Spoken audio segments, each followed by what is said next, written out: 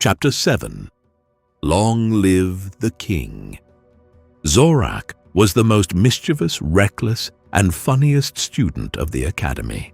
His endless pranks, the tricks that drove instructors mad, and his ever-present mocking grin turned him into something of a legend. He spent long hours chatting with girls, learning their secrets, only to weave them into his games. He skillfully set them against each other, then stepped aside to watch with delight. The blonde will beat the brunette. You'll see. With the winnings, he ran to the city's finest sweet shop, drowning himself in sweets. To fall into Zorak's hands became a saying at the academy. Outside his band of brothers, he formed no true bonds. His laughter was a wall against his dark past. Life is a joke. There is always a way out of every bad situation. Once, he wandered into the girls' bathroom by mistake. 3 girls entered and screamed, Have you no shame? 3 girls barging into the men's room at once? Did your families teach you no manners? Or have you all fallen for me at the same time? I cannot manage all 3 of you. Please, form a line. Blushing, the girls backed away. Passing them, Zorak delivered one last jab. Decency.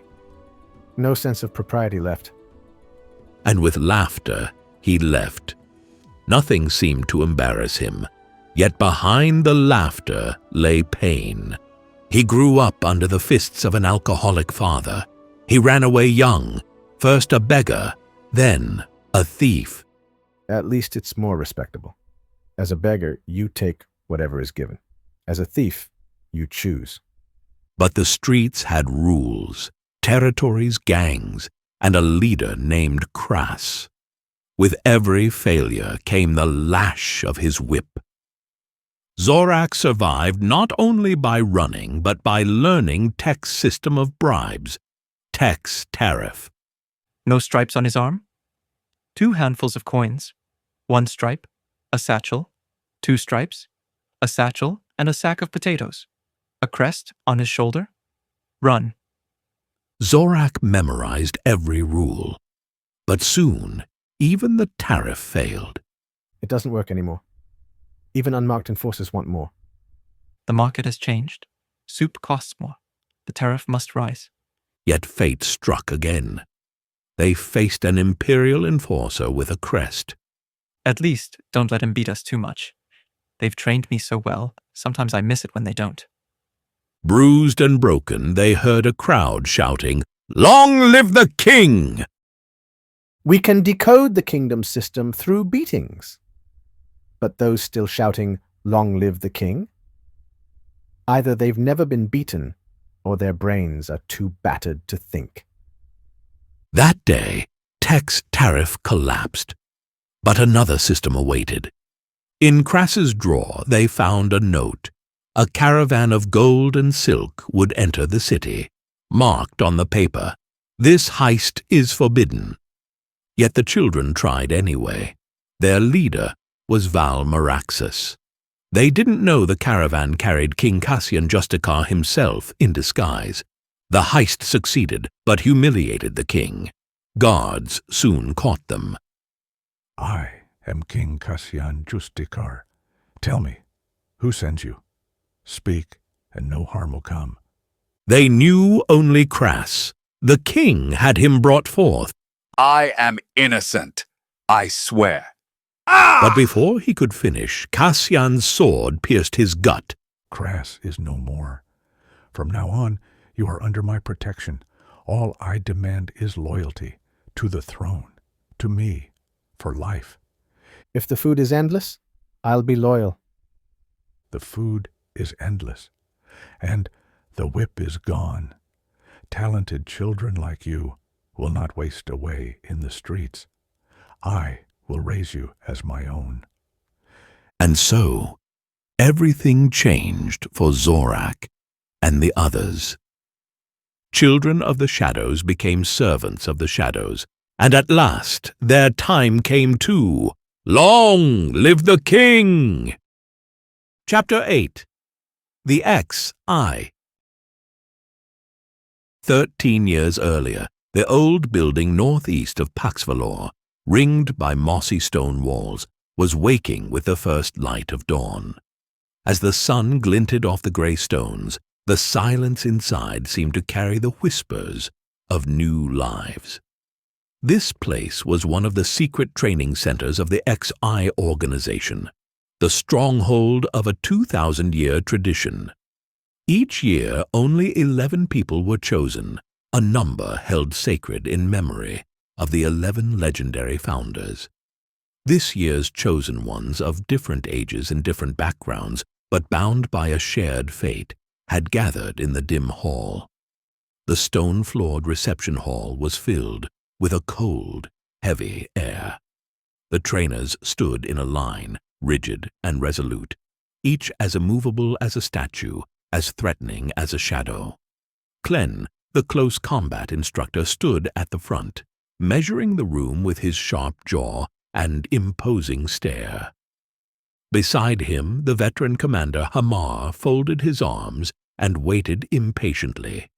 The others, disguise master Medra, athletics teacher Velor, special ops gear specialist Slivanya, and Hekan, the basic training expert in a grey cloak, made the atmosphere even more severe.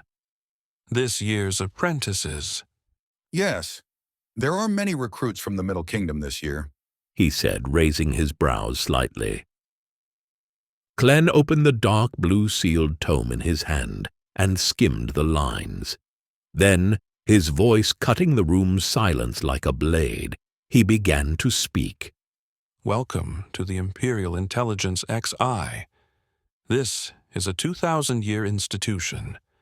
Our existence is known in the Shadow Realm, but our methods and identities are kept in absolute secrecy. Our loyalty is to the Emperor and the State. We expect the same from you. He stepped forward. Our organization predates many kingdoms. In honor of our 11 legendary founders, we accept only 11 people each year. Whether you are 10 years old or 14, here everyone is registered as an 11. When you reach 16, you will attend civilian or military academies alongside other selectees, but your XI training will continue in secret. If the peers ask, you will present yourselves as orphans, with unknown birth dates, or as scholarship students. If your identity is questioned, you will say you work on archival projects for the Imperial Foundation. Your XI duties will be carried out under that foundation's cover. You will be trained here until you are 22.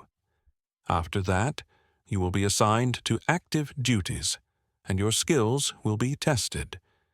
Between 20 and 24, based on the profession you choose at 16, you will specialize in civil or military academies. Your training schedule will be adjusted accordingly. Forget family ties. From now on, you exist only for one another. The ones here are your siblings. You will share dorms. Your ties to the outside world will be limited. Those who fail in tasks or are deemed insufficient will be eliminated. One exception. The King Kashin's son Kal is among the chosen this year, but he has no privileges. This is the king's order. Still, when you turn 16 and begin academy life, Kal's identity will be impossible to fully conceal, so some rules may naturally not apply to him. But the secrecy of the organization and its operations is the same for everyone.